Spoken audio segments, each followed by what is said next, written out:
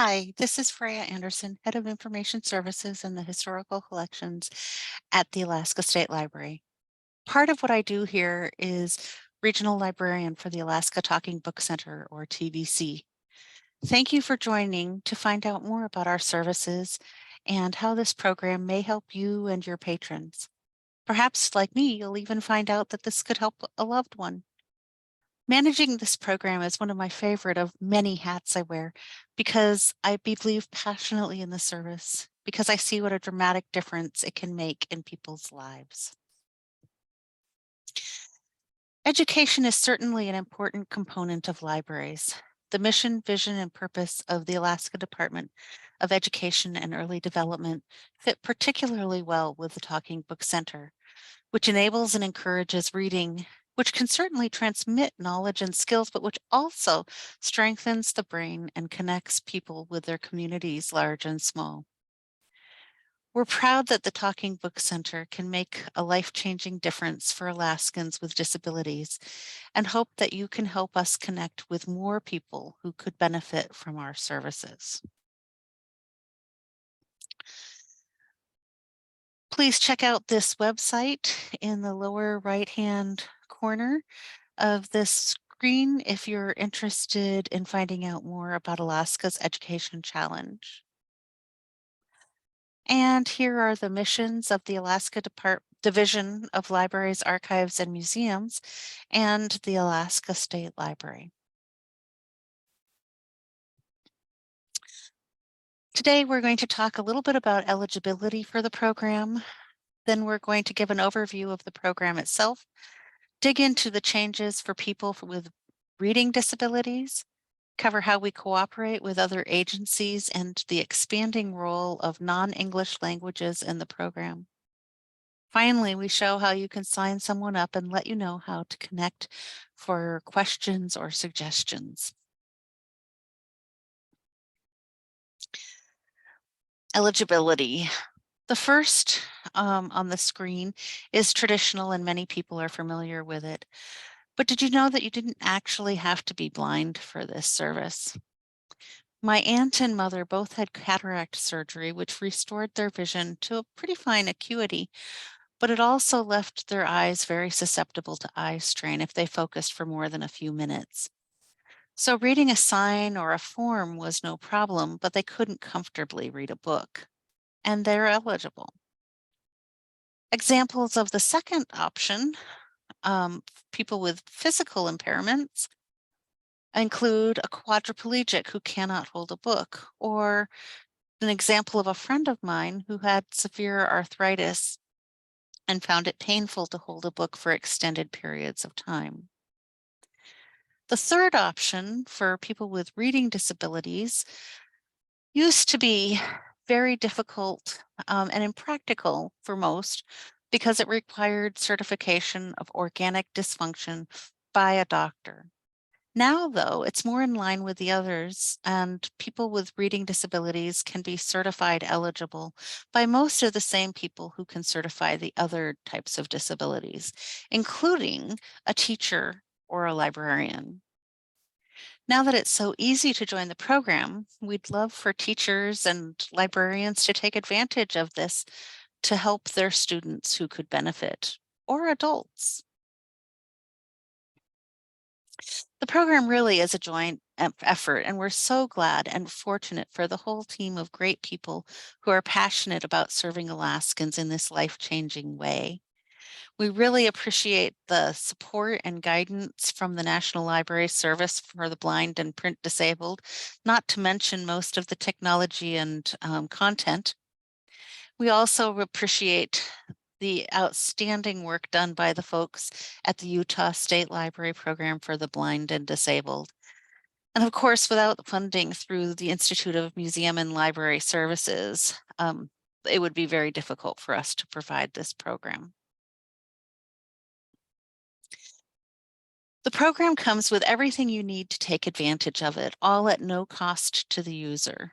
Even shipping is provided both directions. We'll look at some of the equipment in a bit, but I did want to touch base a little bit about the refreshable braille option. This is fairly new, and I don't have a picture of the refreshable Braille machine to share, but it's a really exciting addition to the program. Studies have shown that people with visual disabilities who know Braille are much more likely to be successfully employed. And this is a great way to enable people to access Braille without bulky books or without the delays of shipping.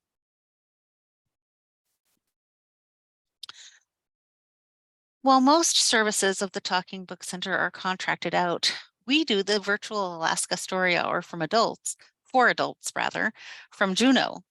Our motto is, why should kids get all the fun?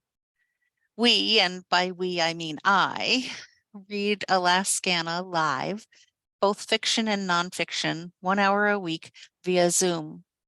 Folks can access the Zoom meetings via phone or computer. Registration is required, but you're welcome to join at any time. And we'd love to have some groups join too. Utah has also been great about including us in their reading program to add audiobooks to the catalog. We didn't have appropriate facilities for reading when the program was in Anchorage, so we're actually getting more Alaskana available now through Utah than we did before.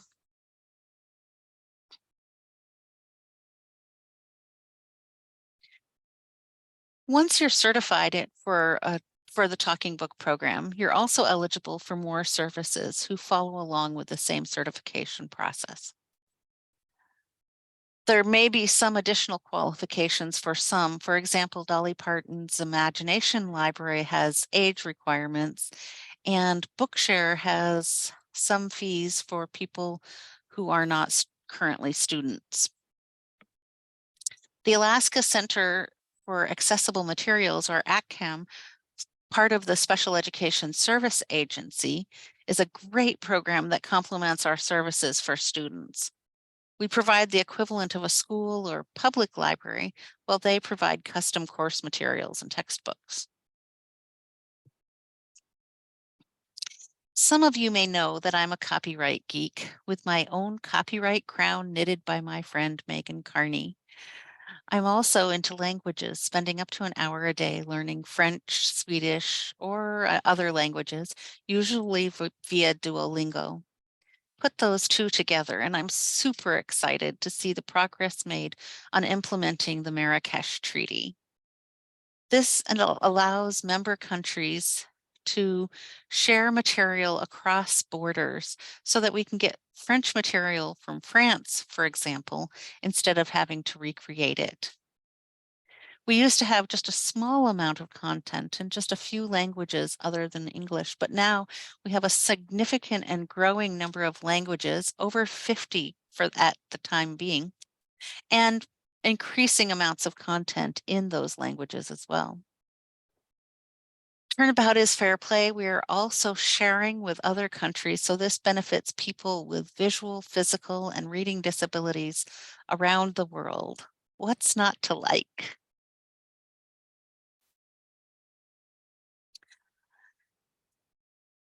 Once you've decided that somebody is a good fit for the program, or rather the program is a good fit for them, the next step is to sign someone up. You can take a look at the actual form through our website, talkingbooks.alaska.gov, which has both fillable PDF and Word applications linked there.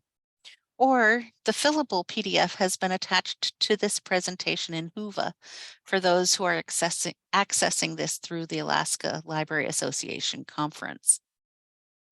Both the website and the Whova page for the presentation also have a small poster and flyer with access information attached. These can be printed out for your own use or for colleagues to help get the word out about the program.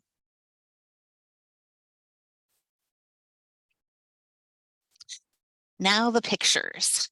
If you look at the picture on the right of the screen, you'll see there are a couple of machines towards the top. The one on the left is simpler. That's the standard machine. It has raised buttons. They're large and they are in different, you can see they're in different shapes to enable them to be easily accessed by touch. They also have Braille on them. The one on the right is a little bit more complicated. There are more buttons. It still has those same features, but this one is beneficial for people who are doing more advanced things with the program, particularly for people who may be using books in a reference kind of way, looking up specific items. And this enables them then to navigate more easily rather than starting at the beginning and listening through to the end of a book.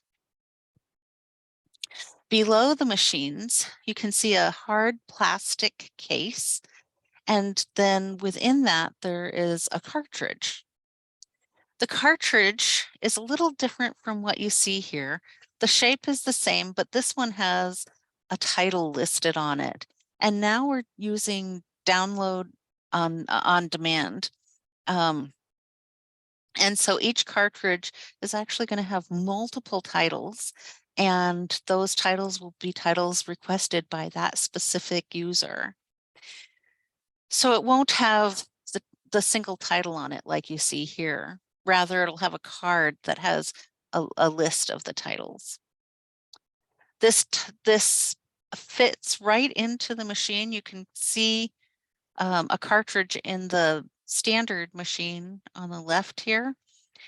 And then when you're ready to mail it back, it just goes back into this same case. Because it's hard plastic, it doesn't need to go into any additional packaging. And then right here, you see there's a place where normally there would be a card in there. And when that is mailed to the patron, the card will have their address. When they're ready to return it, they simply pull the card out, turn it over so that it reads the Utah State Library's address, and put it back in and send that off. No postage is required at all. On the left of this screen, you can see a couple of examples of how it looks when you're accessing the content via BARD, or the downloadable option. There's a downloadable Braille and downloadable audio, and those are both how it would look from a smartphone. If you look up at the top, you can see how it would look from a tablet.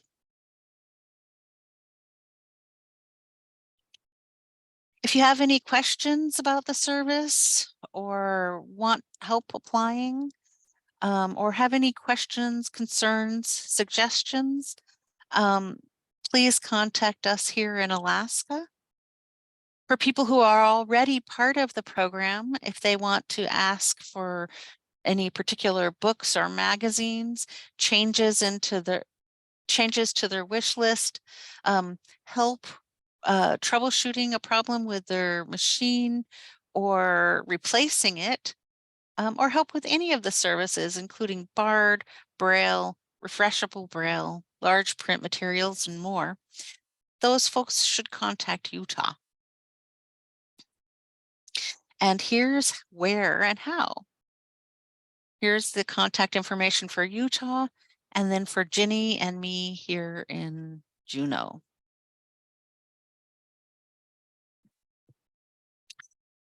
Thank you for staying with us to the end. Please don't hesitate to contact me or Ginny with any questions.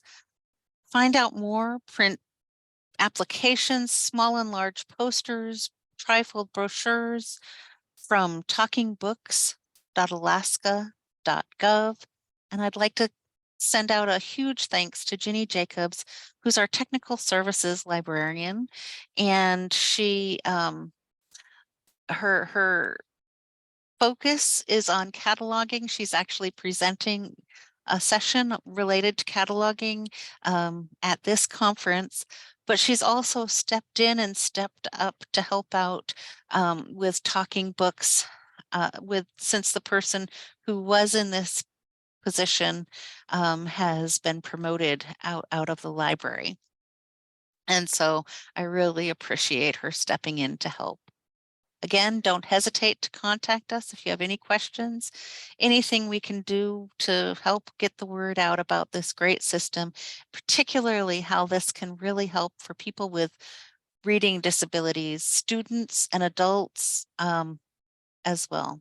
Thank you and have a great conference.